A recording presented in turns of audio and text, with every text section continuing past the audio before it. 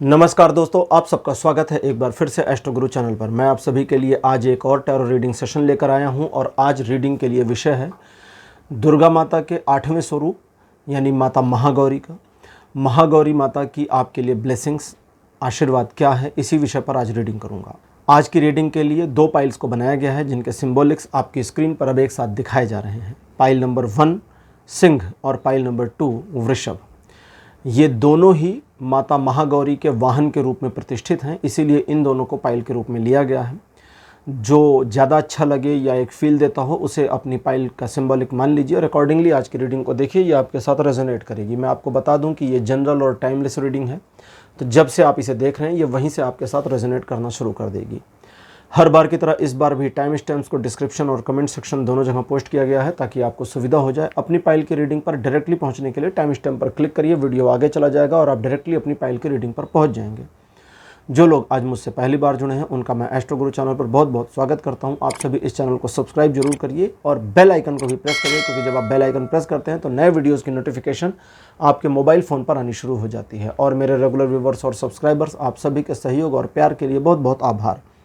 आगे बढ़ने से पहले आपको बता दूं कि मैं एक प्रोफेशनल एस्ट्रोलॉजर, एक प्रोफेशनल टैरो रीडर भी हूं। तो आपकी स्क्रीन पर यह नंबर जो आ रहा है इसके ऊपर आप संपर्क कर सकते हैं अगर आपको अपने लिए एक पर्सनल टैरो रीडिंग सेशन चाहिए या अपनी कुंडली आप मुझे दिखाना चाहते हैं। यह व्हाट्सअप नंबर है, तो इस पर कॉल नहीं करना है, इस पर मैसेज करिए। मैसेज के थ्रू सारी इन्फॉर्मेशन मेरी टीम मेंबर आपको प्रोवाइड करेगी और आपकी हेल्प करेगी मेरे साथ आपके सेशन को बुक करने में। तो चलिए आज की रीडिंग को शुरू करते हैं और आपकी पाइल में मिलते हैं।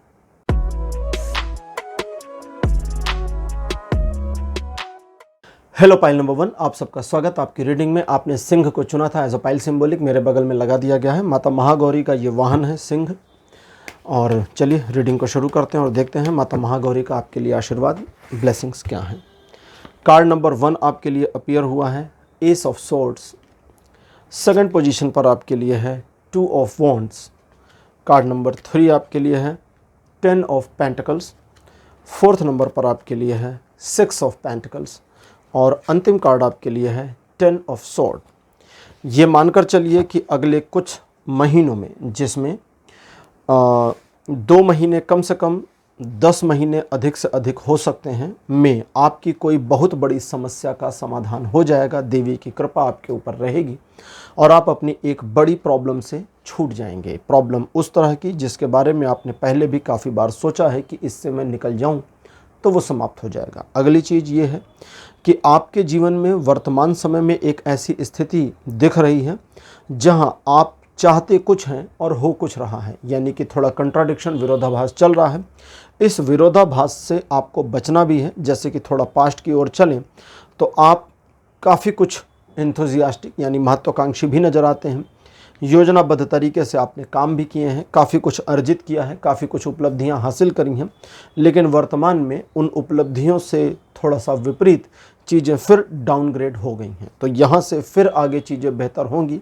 ये एक मोमेंटम फॉल है, यानी कि सिचुएशनली चीज़ें गिरी हैं, फिर से वापस उठ जाएंगी। आपको स्वयं पर, ईश्वर पर, महादेवी के ऊपर भरोसा रखना चाहिए, क्योंकि चीज़ें ऐसे ही सही होंगी। आपका अपने कॉन्फिडेंस में कमी नहीं है, लेकिन चीज़ों के साथ, लोगों के साथ आपकी डीलिंग कैसी है ये महत्वपूर्ण होगा कि आप अपने कार्यों को कैसे करते हैं। जैसे आवश्यकता से अधिक विश्वास करना आपके लिए एक नुकसानदेह स्थिति को ला सकता है। सिचुएशन को बिना ऑब्जर्व किए हुए डिसीजन लेना एक नुकसानदेह स्थिति को ला सकता है। दिखावा करना भी नुकसान करेगा और अननेसेसरी वाहवाही बटोरने की कोशिश करना भी नुकसान करेगा, तो इससे आपको बचना है। आज की हमारी जो ओरेकल डेक है ये है गॉडेस गाइडेंस। तो गॉडेस गाइडेंस, इसमें सभी देवियां हैं। लेते हैं इनकी सलाह और देखते हैं कि यानी इसी कार्ड से, इसी ओरेकल डेक से हमारे पास इन्फॉर्मेशन आएगी कि माता महागौरी आपसे क्या चाहती हैं, उनका संदेश क्या है और उनकी ओर से आपके लिए गाइडेंस क्या है। पहला कार्ड जो आपके लिए अपीयर हुआ है मेरे पास ये है सिवलिस। सेकंड नंबर पर आपके लिए मावू। कार्ड नंबर 3 आपके लिए माता काली। फोर्थ पोजीशन पर आपके लिए रिनान और अंतिम कार्ड आपके लिए जो है यह है यमन्या। तो 5 देवियां यहाँ पर अपीयर। तो पाइल नंबर 1, जैसा कि मैं आपको बता रहा था कि आपके जीवन की किसी बड़ी समस्या का समाधान मतलब आने वाले समय में आपको मिल जाएगा, तो वो समाधान आपके जीवन में बहुत अपेक्षित है और वहाँ से चीज़ें बेटर होंगी। लेकिन वर्तमान में जैसा कि आप देख रहे हैं, कुछ एक सिचुएशन को मैनेज करने में डिफ़िकल्टीज़ का सामना आपने किया है, कर रहे हैं। यहाँ से निकलने के लिए आपको अपने प्रति इमोशनल होना होगा। हम अक्सर दूसरों के साथ इमोशनल हो जाते हैं, लेकिन स्वयं के प्रति इमोशनल नहीं हो पाते, जबकि हमारा कर्तव्य होना चाहिए कि हम सबसे पहले अपने साथ इमोशनल हों, अपने इमोशंस को ठीक से समझें, ठीक से रखें, केयर करें और अपनी परवाह करें बजाय दूसरों की पहले करने के। क्योंकि अगर हम अपने इमोशन को मैनेज नहीं कर पाएंगे तो हम सिचुएशन में इस तरह उलझ जाएंगे जो हमारे लिए हितकारी नहीं होगा। जैसे कुछ मामलों में आप दिखावा करना चाहते हैं या अगर लोग आपको परखना चाहते हैं तो आप उस परख में आ रहे हैं। सवाल ये उठता है, क्या आपको इस परीक्षा में जाने की ज़रूरत है? आपको एग्ज़ाम क्यों देना है लोगों की नज़रों का, लोगों की सोच का? आप अपने आप में रहें, लोगों का नज़रिया आपके प्रति कैसा है, इसकी वजह से अगर आप स्वयं में बदलाव लाते हैं तो ये कहीं भी जस्टिफाई नहीं करता। आप समझते हैं कि मुझे स्वयं में बदलाव लाना है, ये जस्टिफाई करेगा, लेकिन लोग चाहते हैं कि मैं स्वयं को बदल लूं और मैं स्वयं को बदलूं तो मेरी पूरी जेन्युइनिटी खत्म हो जाएगी, फिर मैं अपने अनुसार नहीं रह पाऊंगा, मेरा व्यक्तित्व तो अलग हो गया, क्योंकि फिर तो वो आडंबर हो गया ना। मैं कैसा चाहता हूं कि कैसा रहूं, ये मेरी सोच है। और हाँ, मुझे स्वयं में परिवर्तन करने के लिए यदि दूसरों को देखना है कि दूसरों की निगाह में मैं कैसा हूं या दूसरे मुझे कैसा ऑब्जर्व करते हैं, तो जाहिर है मुझे ये भी समझना होगा कि मैं मेरी पर्सनालिटी को कैसा ड्रॉ करूंगा कि लोग मुझे कैसा देखें, तो मुझ पर ध्यान देना होगा। यानी यहाँ आज आपके लिए माता महागौरी का जो स्पेसिफिक मैसेज है वो ये है कि स्वयं पर ध्यान दो, स्वयं पर, ना कि दूसरों पर, ना कि सिचुएशन पर, क्योंकि दूसरों पर ध्यान देकर बहुत फ़ायदा नहीं है। माँ वो देवी जो पृथ्वी माँ के रूप में प्रतिष्ठित होती हैं, अकॉर्डिंग टू दैट, और सुलिस जो जल तत्व की देवी मानी गई हैं, इनके तहत आपको अपने अंदर गंभीरता और हल्केपन दोनों का एक सम्यक मिक्सचर लेकर आना होगा। क्योंकि बहुत गुरुता मतलब गंभीरता, बहुत गंभीरता, गुरुता सही शब्द है तो मैं गुरुता शब्द को इस्तेमाल करूंगा। गुरुता का मतलब गंभीरता, गुरुता का मतलब होता है भारी, गुरुता यानी भारी हो जाना। तो बहुत ज़्यादा गुरुता अपने अंदर लाना काम नहीं आएगा और बहुत लाइट हो जाना, हल्का हो जाना भी काम नहीं आएगा। दोनों के बीच में आना होगा, यानी कि सामंजस्य को, तालमेल को थोड़ा बिठाना होगा। अगर आप इस तालमेल को नहीं बिठाते तो आप अतिरेकता में चले जाओगे, एक्सट्रीम में चले जाओगे, या तो बहुत लाइट हो जाओगे, फिर कोई परवाह नहीं करेगा, लोग हल्के में लेंगे, लोग वैल्यू नहीं करेंगे, इज्जत नहीं होगी। और अगर गुरुता ज़्यादा हो जाएगी तो लोग बहुत रूड और घमंडी समझने लगेंगे। तो दोनों का मिक्सचर करना है, 50-50 चलाइए। और वो जब करते हैं तब आप देखेंगे कि आपके अंदर देवी काली की ब्लेसिंग्स के अकॉर्डिंग तब आपके अंदर एक ऐसा पुष्प खिलना शुरू हो जाएगा जो आपको अपने व्यक्तित्व में समाहित करने के साथ साथ में आकर्षण भी देगा। मतलब फिर आपको अपनी पर्सनालिटी मज़ेदार, दमदार और आकर्षक लगेगी। कभी सोच कर देखिएगा, क्या आपको अपनी पर्सनालिटी आकर्षक लगती है? हम हमेशा चाहते हैं कि लोग हमारे प्रति आकर्षित हो जाएं, हम हमेशा चाहते हैं लोग हमसे प्रभावित हो जाएं। हम हमेशा जो चाहते हैं वो बहिर्मुखी है, वो बहिर्मुखी है, अंतर्मुखी होइए ना। ये सोचिए कि अगर मैं कोई और होता तो क्या मैं मुझे पसंद करता, इसको ऐसा सोचिए। तो देवी काली का यही वो है कि जब आपके अंदर ये चीज़ों को सम्मिलित करेंगे और एक बैलेंस बनना शुरू होगा तो आपके अंदर एक ऐसा पुष्प पल्लवित होना शुरू हो जाएगा। ये सिंबॉलिक है, पुष्प पल्लवित मतलब कुछ ऐसा बदलाव आपके अंदर आएगा जिससे आप स्वयं को पसंद करना शुरू करें। और जब तक आप स्वयं को नहीं पसंद करते तब तक रेनान जो देवी हैं वे कहती हैं कि उस दशा में आप सिचुएशन में अपने आप को यूज टू नहीं कर पाएंगे। देखिए, इसको मैं आसान करता हूँ।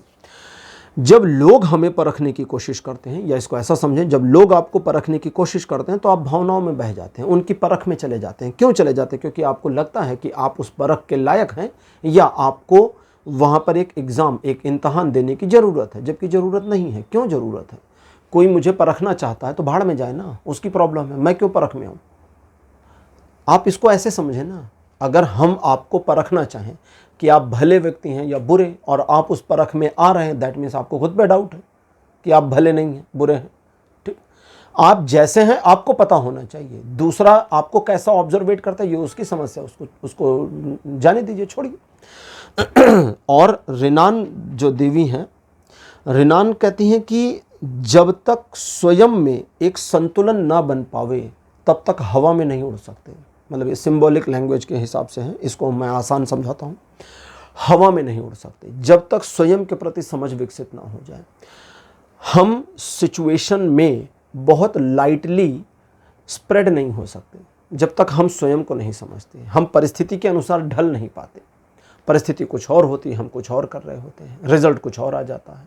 ठीक, तो अपने आप को उस तरह से ड्राइव करना है जहां आप सिचुएशन के अनुसार न सिर्फ ढलें बल्कि सिचुएशन को अपने अनुसार मोड़ें। और अगर आप अपने ऊपर कंट्रोल नहीं रखते हैं, आप लोगों के बहकावे में आ जाते हैं, लोगों की परख में चले जाते हैं, अपने ऊपर डाउट करते हैं, तो परिस्थितियों के अनुसार आप मुड़ते चले जाते हैं। जब आप परिस्थितियों के अनुसार मुड़ते हैं तो परिस्थिति जन्य रिजल्ट भी आपको मिलते हैं जो आपको नकारात्मकता में ले जाते हैं या सकारात्मकता में ले जा सकते हैं, फिर कुछ भी हो सकता है। तो यहाँ जब आप अपने को मैनेज करते जाएंगे तब आपको क्या मिलेगा, सवाल तो ये है। अगले 6 महीने पहला तो आप ऐसा करें, इस तरह से अपने आप को ढालने बदलने में आपको अधिकतम 15 दिन से महीना भर लग सकता है। ये आपके लिए आ रहा है, हम महीना मान के चलते हैं। महीना भर लग गया तो यहाँ इस रीडिंग के बाद आपने अपने आप को थोड़ा साधना शुरू किया, महीना भर आपने खुद को मैनेज किया, चीज़ें आपके लिए कंट्रोल्ड हो गई और तब यमन्ना कहती हैं कि 6 महीने का एक पूरा गोल्डन पीरियड शुरू होगा। और ये जो 6 महीने का पूरा गोल्डन पीरियड है ये आपके जीवन में पूर्णता, फल मतलब सिचुएशंस में जो भी आप काम कर रहे हैं उसमें अच्छे पॉजिटिव रिजल्ट और अपॉर्चुनिटीज़, बल्कि नई अपॉर्चुनिटीज़ लाए, या इन सारी चीज़ों को ना लाए, सिर्फ वो लेकर के आए जो आप चाहते हैं प्राप्त करना। तो यानी जो आप चाहते हैं वो इस रीडिंग जो आज कर रहा हूँ यहाँ से जब आप पहली बार देख रहे हैं 7 महीने में पॉसिबल है, लेकिन शुरू का 1 महीना आपको चाहिए स्वयं को मैनेज करने के लिए। एडिशनल ये है कि आपका कोई एक ऐसा सोचा हुआ नकारात्मक पहलू या एक ऐसी चीज़ जिसे आप चाहते थे कि क्लोज़ हो जाए, ख़त्म हो जाए, समाप्त हो जाए, वो क्लोज़ हो जाएगी, ख़त्म हो जाएगी अगले 2 महीने से 10 महीने के भीतर। तो ये इस तरह से चीज़ें चलेंगी, ठीक है। और यहाँ देवी का आपके लिए जो संदेश है वो तो मैंने बताया, लेकिन एक और चीज़ है जो वो आपसे चाहती हैं और वो ये कि आप अपने जीवन में अपनी मदद करने पर ज़्यादा फोकस करें, बस इतना ही। मैं भी उम्मीद कर रहा था कि इसके आगे की लाइन आएगी कि दूसरों पर नहीं या दूसरों के बारे में पॉजिटिव नेगेटिव, आप भी उम्मीद कर रहे होंगे, लेकिन वो नहीं है, बस यहाँ पर ख़त्म। आप अपनी मदद करने पर ज़्यादा फोकस करें, दैट्स पीरियड, ख़त्म, यहाँ पर क्लोज। उसका रीज़न क्या है कि जब तक आप स्वयं की मदद को तैयार नहीं होते, बस अब देवी कहती हैं कि बस यहाँ से आगे नहीं, आप कुछ इन्हें समझने दो, इन्हें डिकोड करने दो। तो कई बार ऐसा होता है रीडिंग करते समय कहीं कहीं पर स्टॉप लगाने के लिए एक इंट्यूशन आ जाती है कि नहीं बस अब इसके आगे नहीं बोलना है, तो अब इसके आगे नहीं ले जाऊंगा क्योंकि यहीं पर चीज़ें रोकी जा रही हैं, तो मैं भी नियम को उल्लंघन नहीं करूंगा और यहीं पर क्लोज करूंगा। आज की रीडिंग आपको कैसी लगी, अपने एक्सपीरियंस, अपने अनुभव कमेंट सेक्शन में जरूर लिखिएगा। इस वीडियो को लाइक करिए, शेयर करिए और चैनल को सब्सक्राइब करना बिल्कुल मत भूलिएगा। अगले वीडियो में आपसे फिर मिलूंगा, बाय बाय।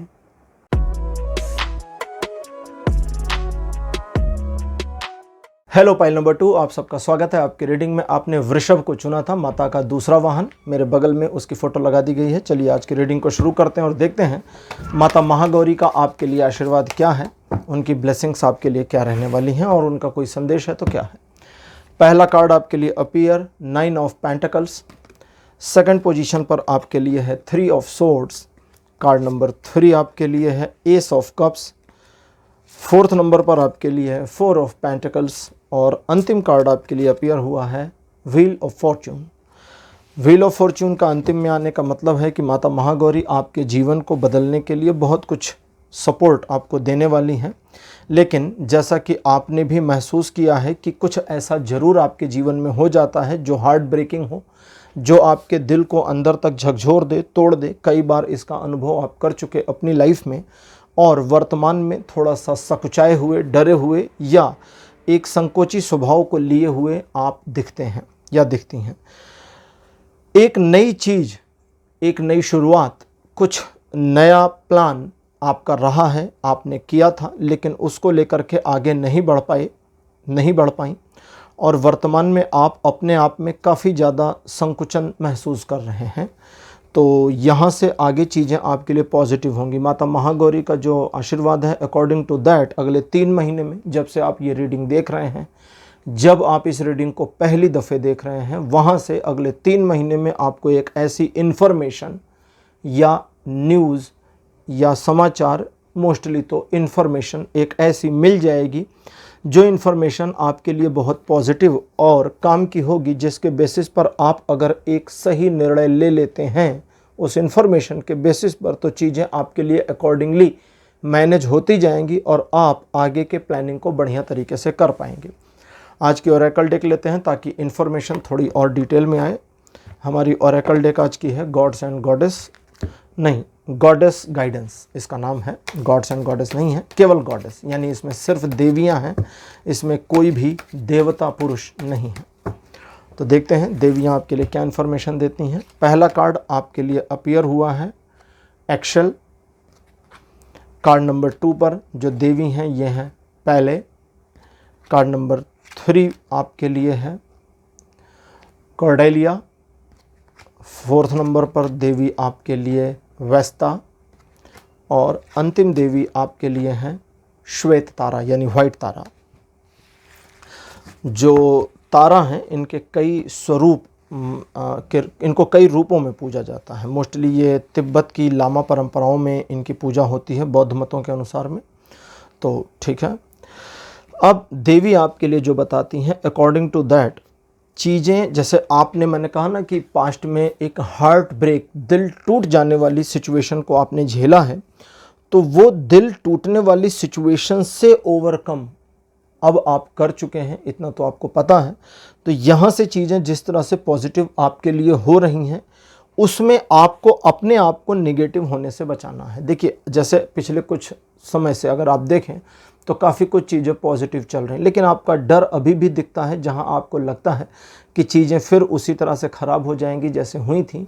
लेकिन अब देवियां कहती हैं कि आपको एक योजनाबद्ध तरीके से कार्य करने की आवश्यकता है, क्योंकि उन योजनाओं के अनुसार चीज़ें आपके हिसाब से चलेंगी। अगर आप योजना पर बने रहते हैं तो सिर्फ इतना नहीं चलेगा कि आपने एक योजना बनाई, काम शुरू किया और योजना के अनुसार चीज़ें चलनी शुरू हो गई। नहीं, योजना बनाइए, योजना के अनुसार आप काम करिए और तब चीज़ें घूमनी शुरू होंगी। आपका कर्म सही दिशा में होना चाहिए, वो सही दिशा आपको डिसाइड करनी होगी। क्योंकि एक्सेल और पहले जो देवी हैं ये बताती हैं, सबसे पहली चीज़ तो कि जो भी पुराना नुकसान हुआ है उससे ओवरकम कर जाएंगे। कोई भी पुराना नुकसान समाप्त नहीं हो सकता, या अगर आपको पास्ट में कोई लॉस हो गया है तो वो कवर अप नहीं होता। आपकी जेब से 100 रुपये गिर गए, चले गए, अब आप चाहे 1000 कमाएं, चाहे लाख कमाएं, चाहे कल को करोड़ कमा लें, वो 100 रुपये की भरपाई नहीं हो सकती। ठीक, अतिरिक्त धन जरूर आ सकता है, लेकिन वो जो चला गया वो तो चला गया, वो वाला नहीं आ सकता ना, वो गया। तो वो कहती हैं कि चीज़ें पॉजिटिविटी में आ जाएंगी, लेकिन जो पुराना गया है उसकी टीस छोड़नी पड़ेगी, उस पर अपनी पकड़ ढीली करनी पड़ेगी, तभी नए का सामना कर पाओगे और तभी नई चीज़ें पकड़ में आएंगी। क्योंकि जब ये चीज़ें होनी शुरू होंगी, जैसे अगर आप थोड़ा ध्यान दें तो आप अपने आप में बहुत सिमट गए हैं या सिमट गई हैं, या एक सिमटन महसूस कर रहे हैं, जहां आपको बाहर की चीज़ें थोड़ी डराती हैं, थोड़ी परेशान करती हैं, तो आप भीतर रहना चाहते हैं। तो यहाँ पर देवी कहती हैं कि जब तक पुरानी चीज़ों से नाता नहीं तोड़ लेते हो या नहीं तोड़ लेती हो, तब तक नई चीज़ें नहीं आने पाएंगी, और जब नई चीज़ें आएंगी तो पुराना छूट चुका होगा। तो पुराने से खुद को तोड़ना होगा ताकि नए का स्वागत कर सके। पुराने को पकड़कर नए का स्वागत नहीं कर सकते। हम भूतकाल को पकड़कर भविष्य में नहीं जा सकते, हमें भूत को छोड़ना पड़ेगा तभी भविष्य आएगा। पास्ट को छोड़ेंगे तभी फ्यूचर मिलेगा, और प्रेजेंट दोनों के बीच की कड़ी मात्र है। अब यहाँ कॉर्डेला कहती हैं कि जब उस बीते हुए कल से छुटकारा मिल जाए तो वर्तमान को सिर्फ संभालने की कोशिश कर लो, क्योंकि जो वर्तमान को संभालने की कोशिश है ये चीज़ों को बहुत पॉजिटिव और बहुत बेटर तरीके से मैनेज होते हुए, मैनेज करते हुए, आपके द्वारा मैनेज होते हुए चीज़ों को चलायमान रखेगी। लेकिन यहाँ आपको ध्यान रखना है संतुलन स्थापित करने का।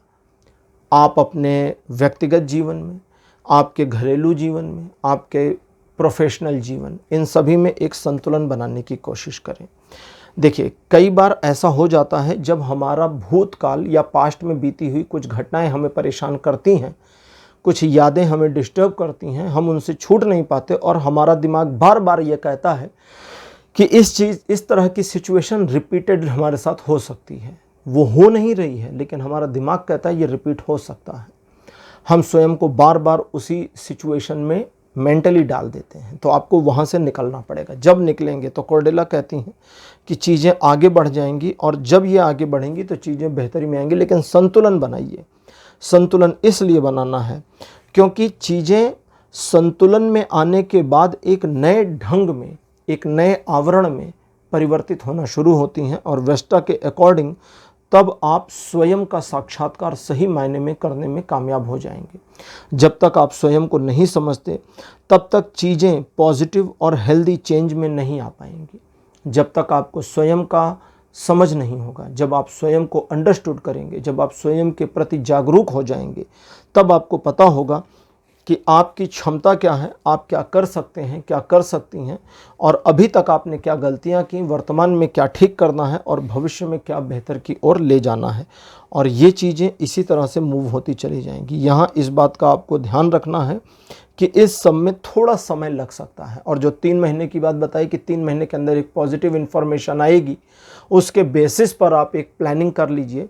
उस प्लानिंग को करने में भी आपको पास्ट को छोड़ना पड़ेगा, और अगर आप अपने पास्ट को नहीं छोड़ते तो वो पूरी प्लानिंग धराशायी हो जाएगी।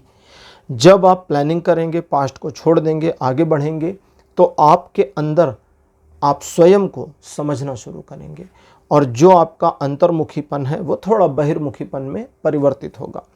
आगे की इन्फॉर्मेशन के रूप में श्वेत तारा यानी देवी व्हाइट तारा कहती हैं कि अब इस तरह से इस पूरे घटनाक्रम को अगर देखा जाए तो एक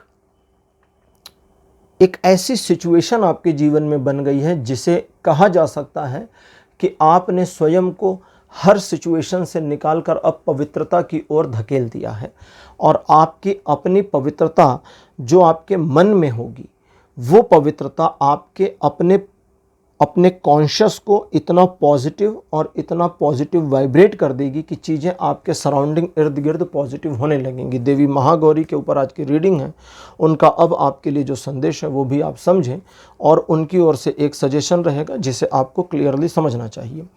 देवी महागौरी के अनुसार आप अच्छाई और बुराई दोनों को छोड़ दें। जैसे कई बार होता है ना कि हमें जीवन में केवल अच्छाई को चुनना है, या जीवन में केवल कुछ लोग हैं जो बुराई को ही चुनते हैं। कुछ लोग कहते हैं बुराई को छोड़ो, अच्छाई को चुन लो। कुछ गलत लोग भी होते हैं जो कहते हैं कोई अच्छाई की ज़रूरत नहीं है, बुराई को चुनो। देवी कहती हैं कि अच्छाई और बुराई दोनों को छोड़ दो, क्योंकि अच्छाई भी अति हो जाती है, बुराई भी अति में चली जाती है। जब दोनों को छोड़ते हो तो तुम होते हो, फिर कोई और नहीं होता। जब अच्छाई को चुन के रखा है तो तुम अच्छे होते हो, जब बुराई को चुन के रखा है तो तुम बुरे होते हो। फिर तुम कहाँ हो? तुम कहीं नहीं हो। या तो तुम अच्छे हो या तो तुम बुरे हो। तो देवी कहती हैं कि तुम जैसे हो जाओ, अच्छाई और बुराई दोनों को छोड़ दो। और दोनों को छोड़ना सिर्फ छोड़ना नहीं है, स्वीकार भी करना है। ये कंट्राडिक्शन है, लेकिन इसको थोड़ा समझाने की कोशिश करता हूँ। अच्छाई और बुराई को हम छोड़ दें तो जाएंगे कहाँ? पूरी दुनिया अच्छाई से या बुराई से भरी पड़ी है। हर तरफ, हर पग पर हमारे कुछ अच्छी और कुछ बुरी बातों का सम्मिश्रण है। तो देवी कहती हैं पहले तो इनको छोड़ दो और फिर इनको स्वीकार कर लो। स्वीकार करने का मतलब ये नहीं कि उनको पकड़ लो, अच्छाई को पकड़ो या बुराई को पकड़ो, या अच्छा आधा बुरा, नहीं, ऐसा नहीं। फिर उनका कहना है कि अब स्वीकार करने का मतलब ये मान जाओ कि यहाँ सब कुछ अच्छा भी है और बुरा भी है, पॉजिटिव भी है और नेगेटिव भी है। ठीक है। कोई मुझे कह रहा था कि नवरात्रों में जब दुर्गा माता की मूर्तियां बनाई जाती हैं भव्य, तो उसमें उनको राक्षसों का संहार करते हुए दिखाया जाता है। उन राक्षसों की भी देवी के साथ ही साथ पूजा हो जाती है। अगर एक टेक्निकल तरीके से देखें, जब हम हाथ जोड़कर शीश नवाते हैं तो देवी की ओर भी शीश झुक रहा होता है और उस राक्षस की ओर भी झुक ही जाता है। उस राक्षस के बारे में भी है कि देवी के हाथों संहार यानी मृत्यु को प्राप्त होने की वजह से उसके सारे पाप समाप्त हो गए। ठीक है, क्योंकि जो भी पराशक्ति हैं उनके द्वारा, भगवान विष्णु या शिव के द्वारा अगर किसी का वध हो जाए तो वो भी उनकी ही शरणागति में चला जाता है। तो यहाँ पर पॉजिटिविटी भी है और निगेटिविटी भी, और दोनों का सम्मिश्रण है।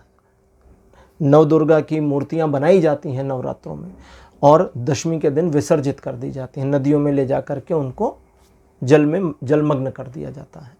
पॉजिटिविटी ये है कि दुर्गा की मूर्तियाँ बनाई जाती हैं, उनकी पूजा अर्चना होती है, धूमधाम होता है। नेगेटिविटी ये है कि उन मूर्तियों को फिर हम अपने पास से हटा देते हैं। क्यों? क्योंकि अब उस मूर्ति की ज़रूरत नहीं। मेरे और देवी के बीच में अभी वो मूर्ति बाधा बन रही है। बहुत सारे लोगों को भ्रम होता है कि सनातन धर्म मूर्ति पूजक है। नहीं, सनातन धर्म मूर्ति पूजक नहीं है। सनातन धर्म में मूर्तियाँ प्रतीक हैं। जैसे आप अपने मोबाइल में अपनी फ़ोटो खींचते हैं, तो क्या वो फ़ोटो आप हैं? नहीं, लेकिन फिर भी उस फोटो से आपके होने का पता चलता है। तो मूर्ति के होने से, मूर्ति से हमें अपनी देवी या अपने देवता, अपने भगवान, अपने ईश्वर के होने का एक भास होता है। आपकी फ़ोटो अगर मेरे पास है, जैसे आप मुझे YouTube पर देख रहे हैं, तो आपको इस समय ये रीडिंग सुनते हुए ऐसे ही लगेगा ना कृष्णा जी सामने बैठे हुए हैं। ठीक, तो ये सिर्फ आभास है, जीवंतता है। तो ऐसे ही वो मूर्ति हमें जीवंतता का आभास देती है, उस ईश्वर के तत्व का आभास देती है। लेकिन वो मूर्ति भी हमारे लिए बाधा है।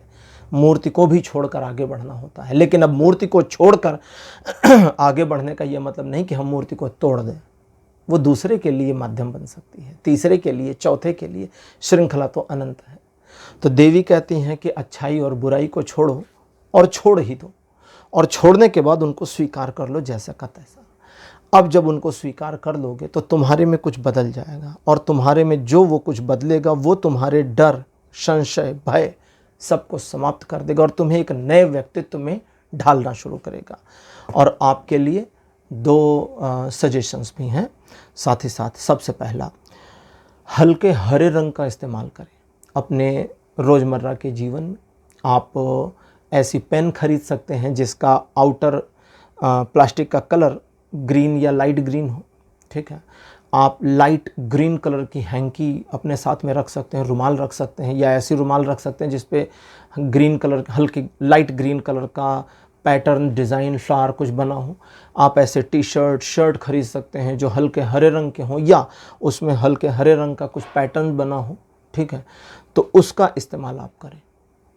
ये आपके जीवन में एक ऐसी पॉजिटिविटी को जब आप ये करेंगे तो 1 महीने के अंदर आपको मिलेगा। अच्छा, ये जो उपाय है ना, देवी कहती हैं कि ये उन लोगों को ज़्यादा समझ में आएगा जिन्हें अपने जीवन में लगातार हर मोड़ पर बाधाओं का सामना करना पड़ता रहा है, और अभी भी कर रहे हैं हर मोड़ पर। मतलब कुछ भी करें, उनको पता है कि मेरा मामला तो फंसना ही है।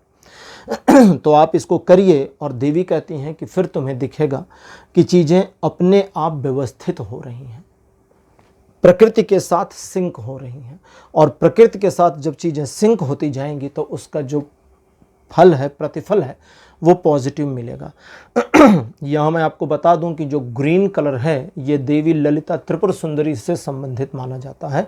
ललिता त्रिपुर सुंदरी की आप अगर कई बार फोटोज़ या मूर्ति देखें तो हरे रंग की साड़ी में होती हैं, तो ग्रीन कलर उनका है, किसी अदर का नहीं है। तो कहीं भी मन में कोई दुर्भावना ना लाइएगा, हल्के हरे रंग का इस्तेमाल करें। और अगर बाई चांस आप किसी भी वजह से कोई ऑब्जेक्ट अगर ऐसा नहीं ले सकते हैं तो एक हल्के हरे रंग का छोटा सा कपड़ा ले लें। जैसे कई बार होता है ना कि भाई आप उस कलर का रुमाल यूज नहीं कर सकते, नहीं करना चाहते, किसी भी भाड़ में जाए सिचुएशन, किसी भी सिचुएशन की वजह से, तो आप बस उसे लें, अपनी पॉकेट में या अपने पर्स में डाल लें, उसे रखें साथ में। ठीक है, यूज़ करें ना करें। आपने पेन ले ली, आपको ग्रीन कलर की पेन मिल गई, मान लो मार्केट में आप गए, आपने कहा भैया बाहर से ग्रीन होनी चाहिए, उसने कहा भाई बाहर से ग्रीन मिलेगी ना तो अंदर से भी ग्रीन मिलेगी, अब ले लो जी। फिर क्या करना? तो ठीक है, अंदर वाला रिफिल चेंज कर लीजिए, उसे ब्लू कर लीजिए। ठीक, या 2 पेन साथ में रख लीजिए, एक ग्रीन लगा लीजिए, एक ब्लू लगा लीजिए, दोनों का। लेकिन ग्रीन वाले का इस्तेमाल भी करना है अगर आप पेन लेते हैं तो। इसको याद रखिए, रुमाल या कोई कपड़ा आपके पर्स में रखा है तो उसे एक बार रखने के बाद अब ज़िंदगी भर के लिए पड़ा है वाली सिचुएशन मत करिएगा। वो है, समय समय पर 1-2 दिन में उसे धुल करके साफ़ सुथरा करके फिर से रखें। ऐसा नहीं कि आपने एक बारी डाल दिया तो वो 10 साल के लिए फुर्सत होगा, वो नहीं करना। फिर वो यूज़ नहीं हो रहा ना, उसे रोटेशन करते रहें। 2 ले आए, अदल बदल करते रहें। और जो पेन है आप कहीं ऑफिशियली ग्रीन कलर नहीं यूज़ कर सकते, रफ काम करने के लिए, नोट करने के लिए करिए ग्रीन कलर का इस्तेमाल। दिन भर में 2-4 बार इस्तेमाल करिए, इसका आपको बहुत लाभ मिलेगा। ये चीज़ें करिए, चीज़ें पॉजिटिव आपके फेवर में होती जाएंगी। और अंत में फिर कहूँगा, देवी महागौरी की आपके ऊपर कृपा, वो भी विशेष कृपा, उनके शब्द आ रहे थे, मैं बोलने जा रहा था, लेकिन उन्होंने कहा विशेष कृपा आपके ऊपर उनकी बनी हुई है और आगे भी बनी रहेगी। तो पाइल नंबर 2 ये थी आपकी आज की रीडिंग। आज की रीडिंग आपको कैसी लगी, अपने एक्सपीरियंस, अपने अनुभव कमेंट सेक्शन में जरूर लिखिएगा। इस वीडियो को लाइक करिए, शेयर करिए और चैनल को सब्सक्राइब करना मत भूलिएगा। अगले वीडियो में आपसे फिर मिलूंगा, तब तक के लिए बाय बाय।